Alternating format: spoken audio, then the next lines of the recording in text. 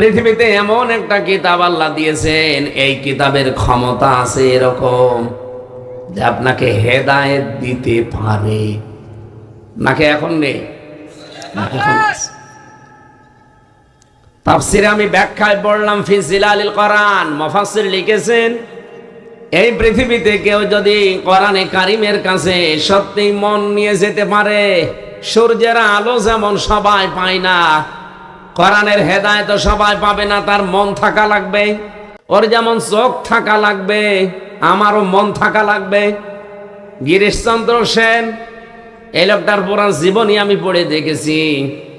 ওরা কোরআন শরীফের শুধু বাংলা অর্থ করে না, ও তাফসিরও একটা লিখেছে। আমার ভাইরা, এই আয়াতের পক্ষে আমি একটা হাদিস পেয়েছিলাম।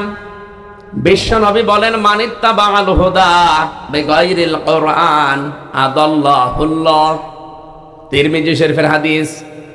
কোন মানুষ যদি কোরআন বাদ দিয়ে পৃথিবীর কোন জায়গায় ভালো হওয়ার নিয়েতেও যায়, আল্লাহ নিজে তাকে দায়িত্ব নিয়ে গোমরা বানিয়ে দেয়।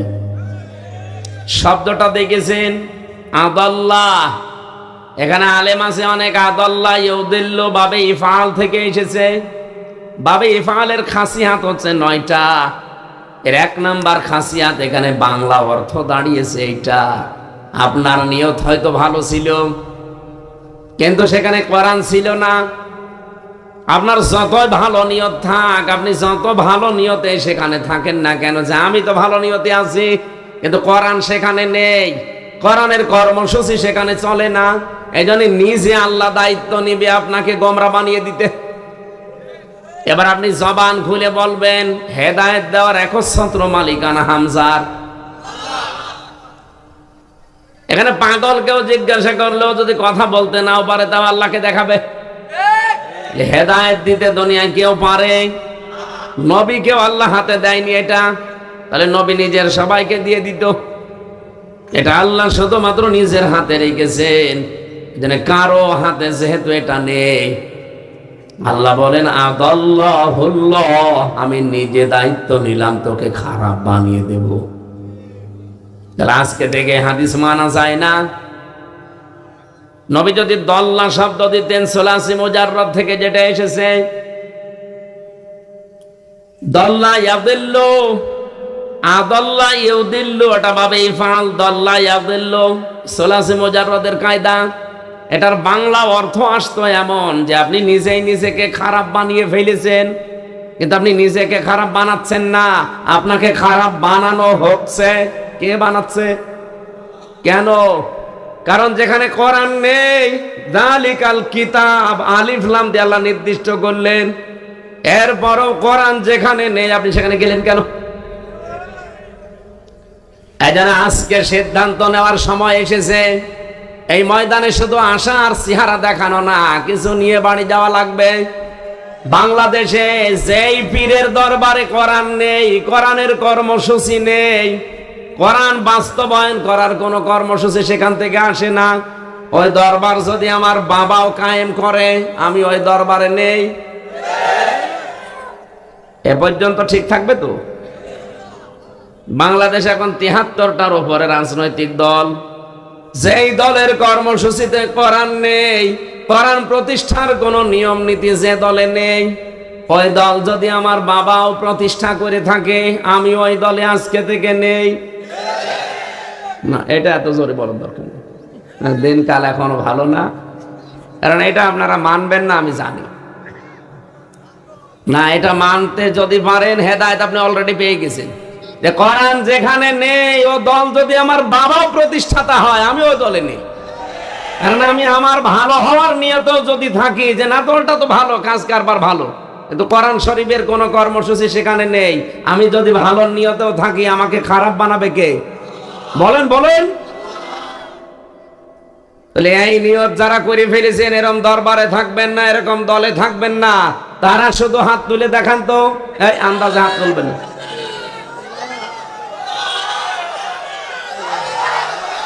আলহামদুলিল্লাহ, আমি জানি অনেকে হাত তোলেনি, আমি দেখেছি, অসুবিধা নেই। আপনি খারাপ হবেন, গোমরা হয়ে যাবেন, আপনি জাহান্নামে যাবেন। এদিকে আসেন, পেছনের একটা লাথি দেই, আপনি আরো তাড়াতাড়ি চলুন। আপনাকে আমি শোনালাম কি, আর আপনি কিভাবে বসে আছেন মূর্তির মধ্যে বলেন? তাহলে আমি কার সামনে ওয়াজ করবো এখন বলেন? যারা হাত তুললেন অন্তত তাদের সামনে করি নাকি? হ্যাঁ, ঠিক আছে।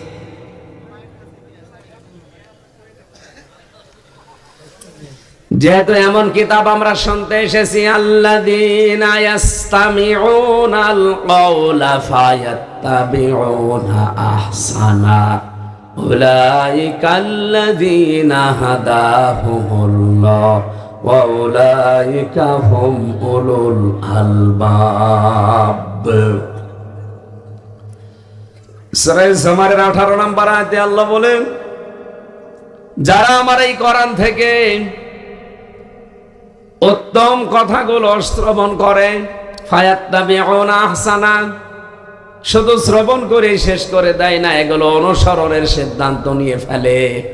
আজকে আমরা যতটুকু শুনবো যেগুলো ভালো কথা, উত্তম কথা, মাস্ট বি ওগুলো মানার সিদ্ধান্ত নিয়ে ফেলবো।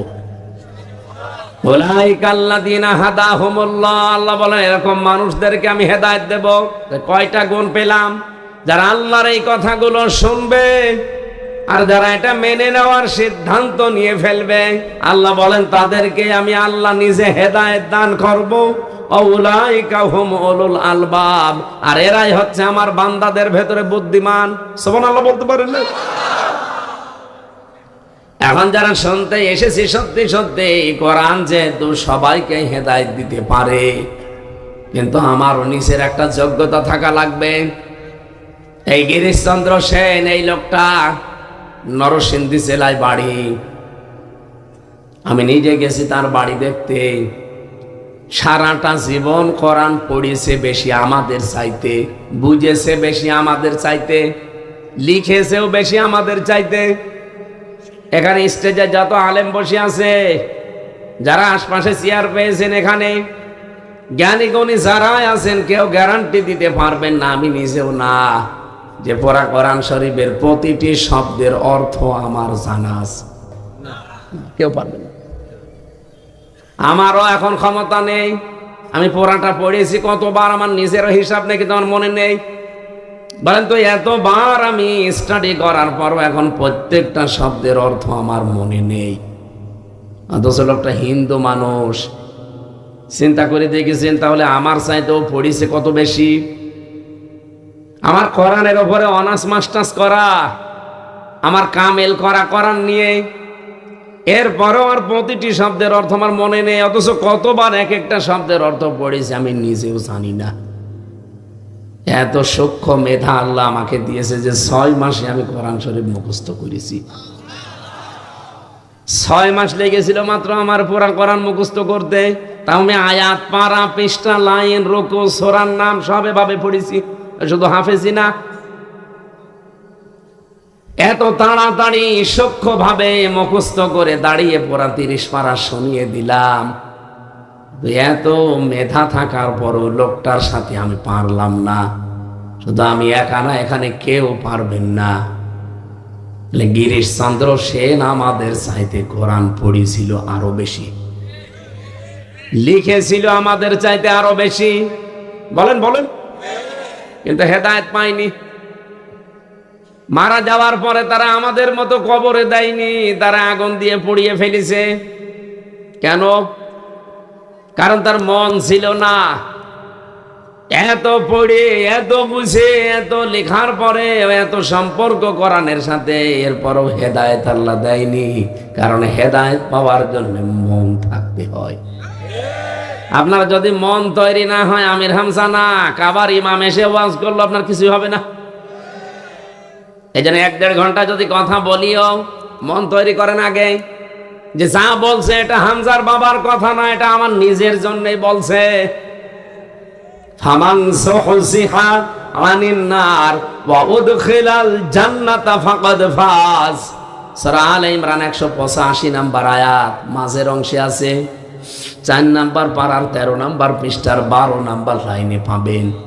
রব্বুল আলামিন বলেন, ওই লোকটার জীবন সফল।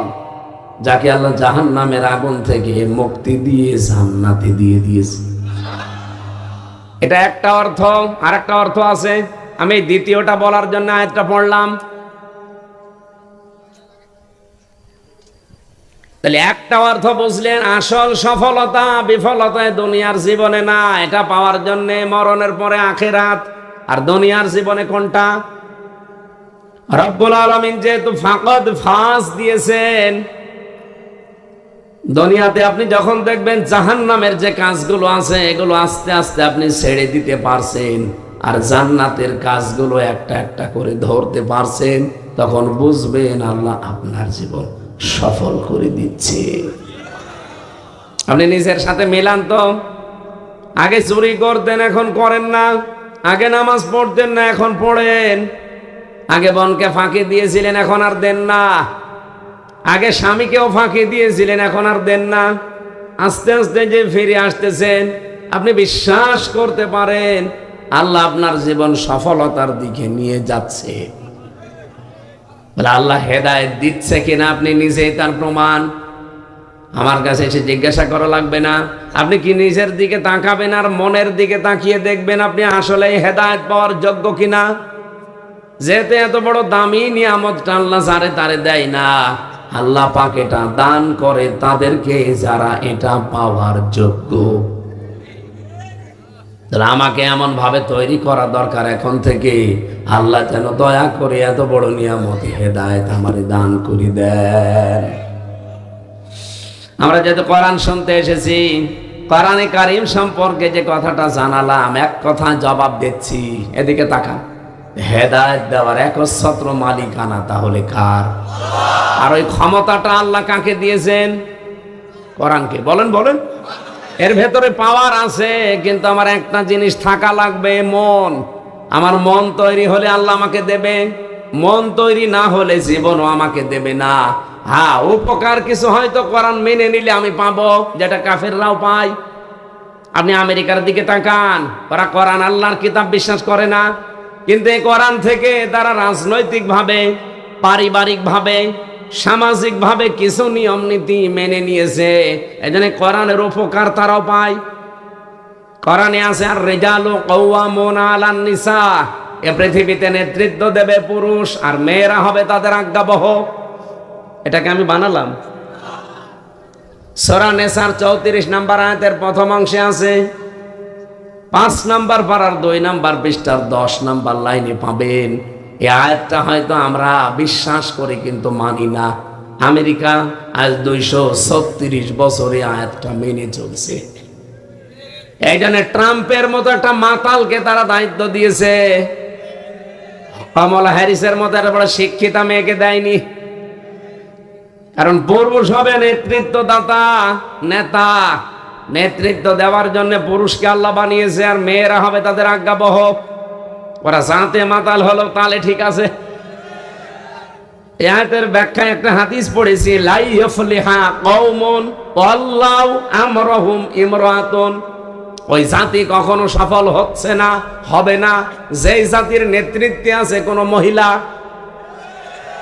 দেখেন তো, ওরা মাতাল না, জাতে মাতাল, তাহলে ঠিক আছে। এই জন্য তো পৃথিবীতে দাঁড়িয়ে আছে।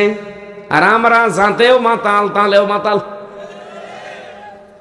54 বছরের ভেতরে আপনি বলেন নিজের বিবেক দিয়ে এই দেশটা নেতৃত্ব দিয়েছে, চালিয়েছে পুরুষ মানুষ বেশি না মহিলা? এমনকি বিরোধী দলেও যারা ছিল তারাও মহিলা। এমন বিরোধী দলীয় নেত্রী পেয়েছিলাম, আমার মনে হয় ঠেলা দেওয়াও লাগে না, আগেই পড়ে যায়। রওশনের সাথে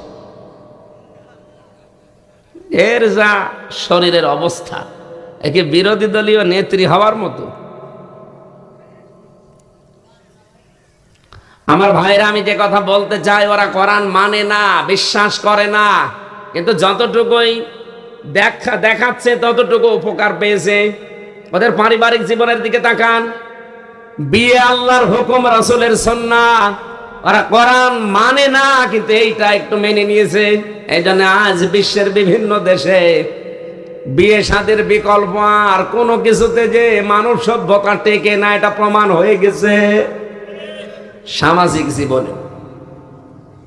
বাইরের দেশগুলোতে আমি গিয়ে দেখেছি ওরা এত উন্নত, কিন্তু রাত 9টা, 8:30, 9টার পরে আর মার্কেটগুলো খোলা রাখতে পারে না।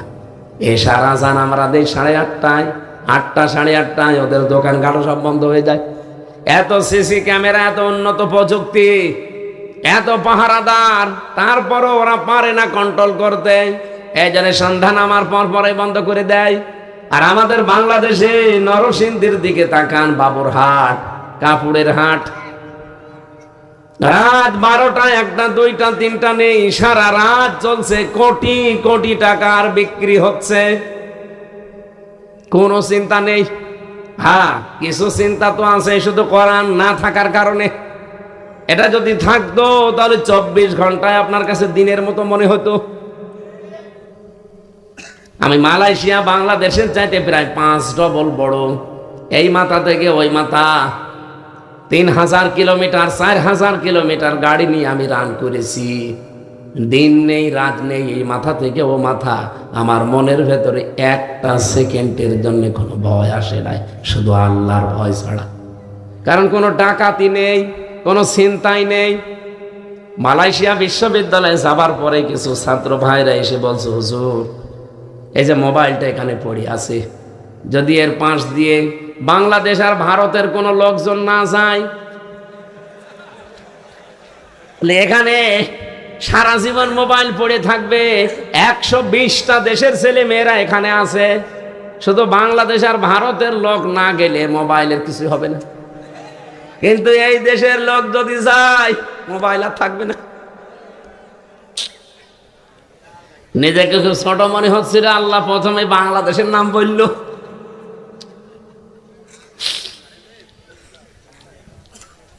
তারপরেও সেখানে 100 ভাগ কোরআনের আইন জারি নেই, অন্তত কিছুটা আছে, কিছুটা নিয়ম নীতি আছে। তাই যদি এরকম হয়, 120টা দেশের ছেলে মেয়েরা লেখাপড়া করছে মালয়েশিয়া বিশ্ববিদ্যালয়ে।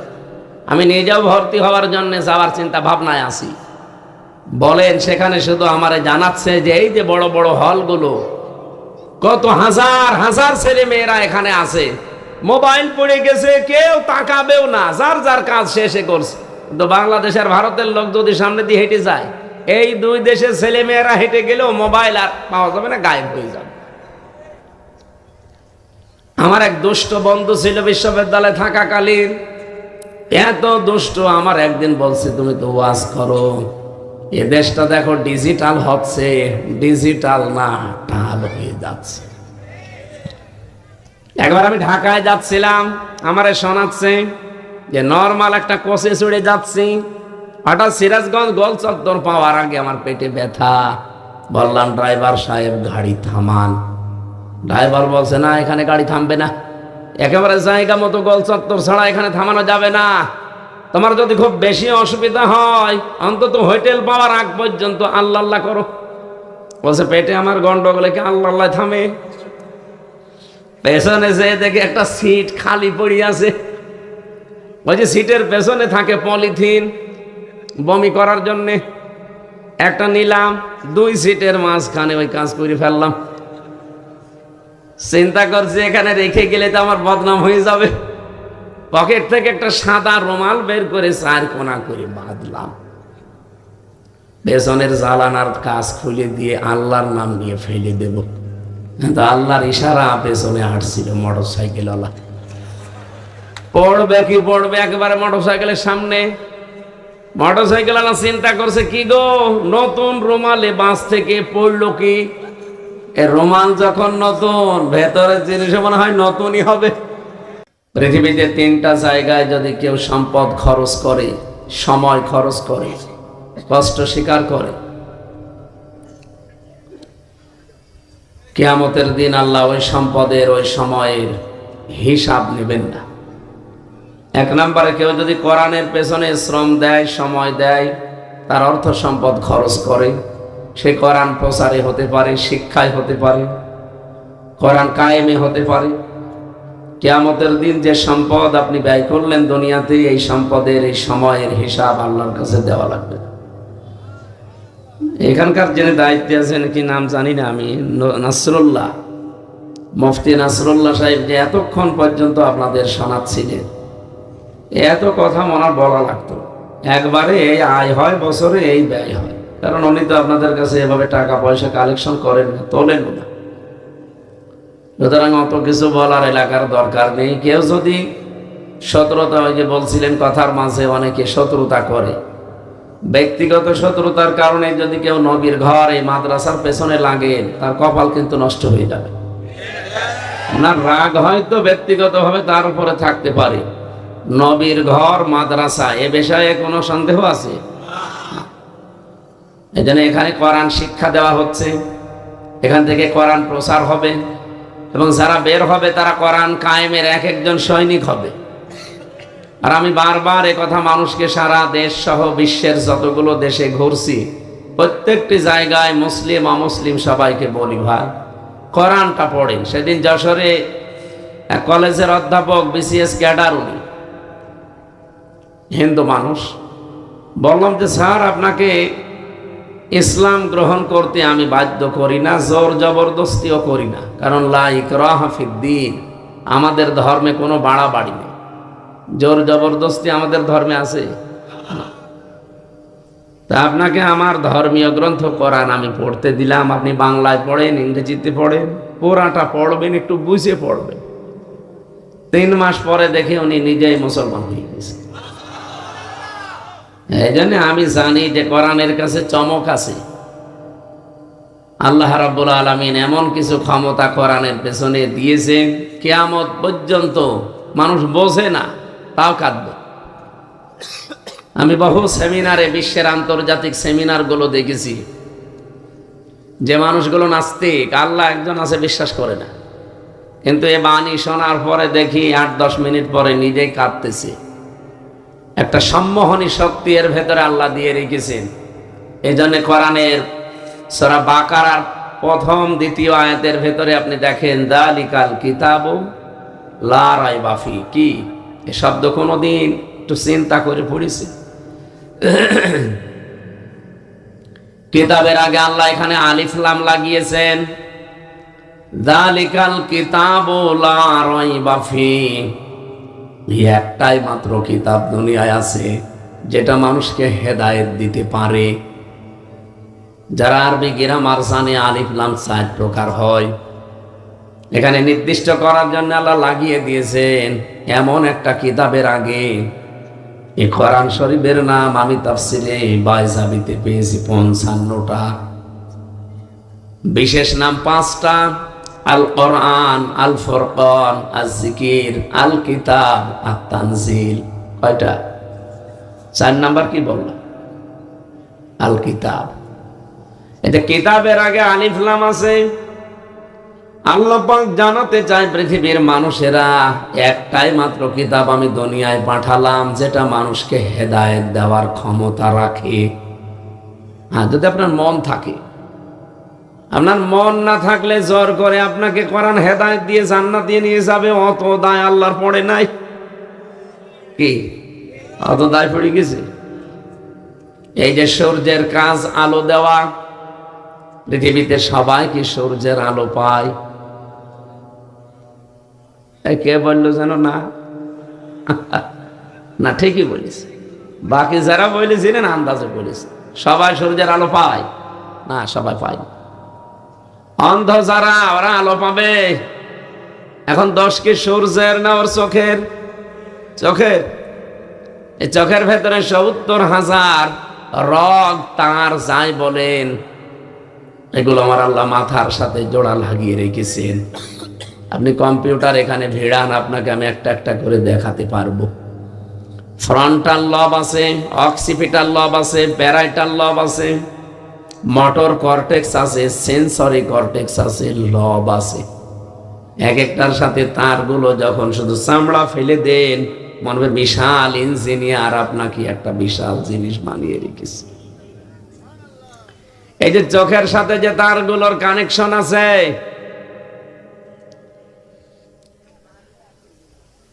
এই তারের ভেতরে বিজ্ঞান এখন দেখতে পাচ্ছে খুব বেশি হলো যেটা 3টা এই রগ বা তার অকেজো হয়ে যায়, দুর্বল হয়ে যায়, আপনিও কালকে থেকে সূর্যের আলো আর দেখতে পাবেন না। তাহলে যে মানুষগুলো দেখতে পায় না, চোখ কিন্তু আমার মতোই, তাকাতেও পারে কিন্তু দেখে না, ওই রগগুলো দুর্বল হয়ে গেছে অথবা অকেজো হয়ে গেছে। আল্লাহ আমাকে ওই রকম করতে পারে না, না না পারে না। এই পারে এই বিশ্বাস করলেই তো মানুষ অন্তত দুনিয়ার অপরাধ ছেড়ে দিতে বাধ্য। পারে এইটাই তো আমরা মনে করি পারে। এই জন্য আজকের আলোচনার বিষয় সন্দেহ। আমি আয়াত তেলাওয়াত করার সময় 2টা শব্দ একটু জোর দিয়ে পড়েছিলাম। কোন 2টা মনে আছে? সুম্মা লাম ইয়ারতাবু, এটা আমি ডবল পড়েছি, আর একটু জোর দিয়ে পড়েছিলাম কারণ আজকের আলোচনার বিষয় এইটা। আল্লাহ বলে সুম্মা লাম ইয়ারতাবু, তারা সন্দেহ করে না। আমার এই 70,000 রগের ভেতরে 3টা রগ আল্লাহ অকেজো করে দিলে আমিও যে কালকে ওই অন্ধের মতো দেখতে পাবো না, এ ক্ষমতা আল্লাহর 1,500 বছর আগে ছিল, এখন আর নেই। এটা আছে কিন্তু আমাদের সন্দেহ আছে না, মানে আপনি বললে হবে। আজকের আয়াত বলবে যে হ্যাঁ সন্দেহ আছে। এই সন্দেহটা দূর করার জন্য শেষের দিকে আমরা একটা টান দিয়েছিলাম, উলাইকা হুমুস সাদিকুন। যতটুকু শোনেন, যদি 15 মিনিটও শোনেন, নিস্তব্ধ ভাবে শুনে বাড়ি চলে যান। আপনি 15 মিনিটই যথেষ্ট। এ পৃথিবীতে সবচাইতে বেশি বক্তব্য দিয়েছিলেন মুহাম্মদুর রাসূলুল্লাহ। তার উপরে এত সুন্দর বক্তব্য আজ পর্যন্ত কেউ দিতে পেরেছে? কেউ পারবে? তার জীবনের সবচাইতে বেশি কথা ছিল মাত্র 27 মিনিট। বিদায় হজের ভাষণে যে 14টা পয়েন্টের উপরে কথা বলেছিলেন, কয় মিনিট? এই 27 মিনিটে কি এমন কথা বললেন? আমি 14টা পয়েন্ট আমি মুখস্থ এখন সূরা ফাতিহার মতো শুনিয়ে দিতে পারবো, কিন্তু এর ভেতরে আল্লাহর নবী যা বলেছিলেন ওই 27 মিনিটে, কিয়ামত পর্যন্ত মানুষ শুধু এখান থেকে নিতেই থাকবে, শেষ হবে না। কি বলেছিলেন আপনি বলেন তো? আমরা 2-3 ঘন্টা ওয়াজ করি, আমাদের ভেতরে তো কোনো মাল নেই, তাহলে বলেই যায় আপনি শুনিয়ে যান। আর নবীদের এক একটা কথা নিয়ে আজ 1,500 বছর চলছে, মানুষ গবেষণা চালাচ্ছে, গবেষণা করে করে ওখান থেকে বিভিন্ন জিনিস নিচ্ছে, আজ পর্যন্ত নেওয়া শেষ হয়ে গেছে? শেষ হবে? কোনোদিন শেষ হবে? তাহলে কি বলেছিলেন উনি, ওই রকম কথা বলা দরকার আমাদের।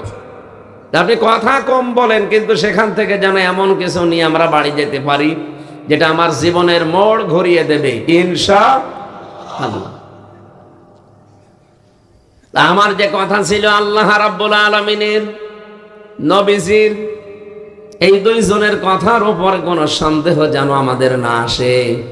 আল্লাহর দৃষ্টিতে আমরা সত্যবাদী, এই শব্দটা সারা জীবন শুনছি যে সত্যবাদীদেরকে আল্লাহ ভালোবাসে, সত্যবাদীদেরকে সবাই ভালোবাসে। কি এটা কি? শুধু সত্য কথা বললেই মানুষ সত্যবাদী হয় না। এ পৃথিবীতে অমুসলিমদের সাথে আমি যখন মিশেছি, বাইরের দেশগুলোতে যে খ্রিস্টানদের সাথে, ইহুদিদের সাথে, বৌদ্ধদের সাথে, আমি বহু দেশে তাদের সাথে মিশেছিলাম। তাদের অন্য গুণ যাই হোক, একটা গুণ আছে, মিথ্যা কথা বলে না। এখন যদি প্রশ্ন করেন তাহলে ইসরায়েলের একই ইহুদি নাকি?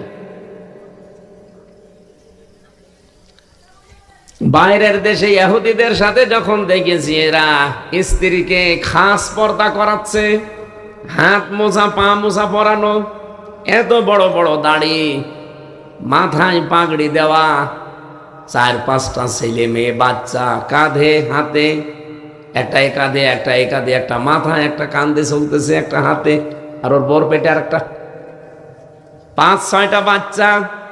দেখলে মনে হবে যে বিশাল বড় কোনো আলেম হবে, বুজুর্গ, অথচ ইহুদি। যদি প্রশ্ন করি, হ্যালো ব্রাদার, হে ভাই, আপনার নবীর নাম কি? What is your prophet?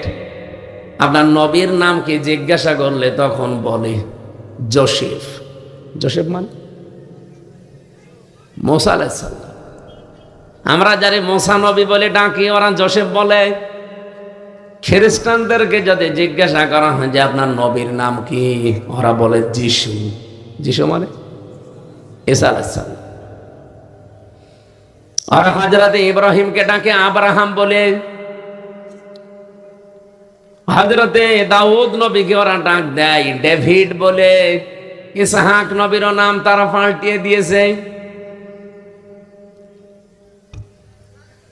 এই যে আচরণ দেখলে আপনি বুঝবেন না, মনে হবে যে মুসলমানদের বিশাল বড় কোনো বুজুর্গ আলেম হবে, কিন্তু লোকটা ইহুদি। হ্যাঁ, তারা আমাদের নবীকে মানে না। নবীজিকে না মানার কারণে আমরা তাদেরকে কাফের বলে ডাকি। ইসরায়েলের যে শয়তানগুলো, বিশেষ করে আমাদের পাশের রাষ্ট্রের যারা এখন মসজিদগুলো ভেঙ্গে ভেঙ্গে সব দখল করে নিচ্ছে, এই খ্রিস্টান কি এই মুশরিকরা, এই উগ্রপন্থী মুশরিক হিন্দু যারা, সব হিন্দু না, উগ্র যারা, সন্ত্রাসী যারা, জঙ্গি যারা, এরাই কিন্তু আল্লাহর ঘরগুলো আজ 8.5 মাস ধরে ভাঙতেছে। আপনি দেখেছেন কতগুলো ঘর ভাঙলো? গতকালকে একটা ভেঙেছে। ওরা ধোয়া ধোয়া তুলেছে যেখানে 500 বছর আগে মন্দির ছিল, এই জন্য ভেঙে আমরা মন্দির বানাবো। হিন্দু ধর্ম যে কোনো ধর্মই না, বিশেষ করে উগ্রতা, সন্ত্রাসী, জঙ্গি ধর্ম, এটা আজ বিশ্বের 257টা রাষ্ট্রে প্রমাণ হয়ে গেছে। মাইক্রোসফট নাম শুনেছেন? রিপোর্ট দিয়েছে যে এই পৃথিবীতে 257টা রাষ্ট্র আছে, সবচাইতে বেশি মিথ্যা কথা বলে ইন্ডিয়া। যদিও জোরে বলা যাচ্ছে না, কারণ পাশের বুবু আবার যে আছে ওখানে, জোরে বললে তো বুবু আবার কষ্ট পাবে।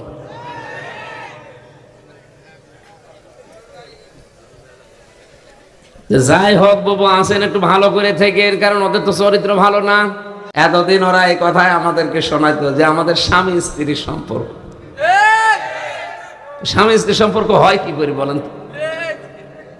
এটা শয়তানও বিশ্বাস করবে, আর শয়তানও মানবে না, কারণ দাদা তো এখনো মুসলমানই হয়নি।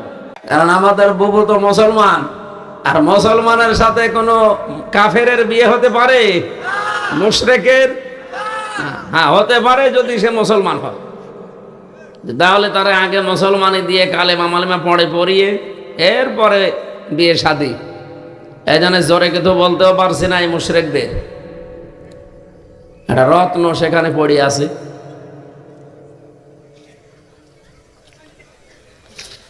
নারায়ণবাসী, আমরা যদি এখন আওয়াজ তুলি সারা বিশ্বের কাছে যে ঢাকার স্বামীবাগের যে ইস্কন মন্দির, এটা 1000 বছর আগে এখানে মসজিদ ছিল, এটা আমরা ভেঙ্গে এখন মসজিদ বানাবো, বলেন কেমন লাগবে আপনাদের? বলেন তো। এই জন্য উগ্রপন্থী যারা, সন্ত্রাসী, জঙ্গি, এই হিন্দু বাদ দিয়ে বাকি সাধারণ হিন্দুরা পর্যন্ত এখন এই মোদির উপরে খেপায়। ও কি মানুষ? একটা জানোয়ার। যে উপরওয়ালার ঘর, ওরা তো আল্লাহ বলে না, বলে উপরওয়ালার ঘর ভেঙে ফেলছে।